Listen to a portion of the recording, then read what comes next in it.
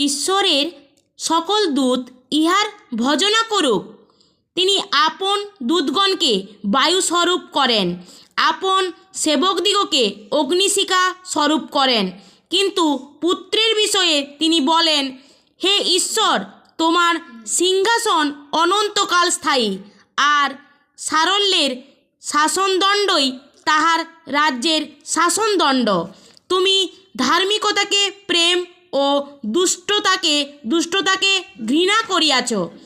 এই কারণ ঈশ্বর তোমাকে অভিষিক্ত করিয়াছেন তোমার সখাগণ অপেক্ষা অধিক পরিমাণে আনন্দ তৈলে।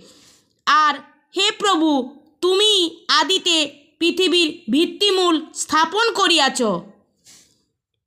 তুমি আমার পুত্র, আমি অদ্য তোমাকে জন্ম দিয়াছি, আবার আমি তাহার পিতা হইব ও তিনি আমার পুত্র হইবেন। প্রভু যীশু খ্রিস্টের অনুগ্রহ তোমাদের আত্মার সহবর্তী হোক।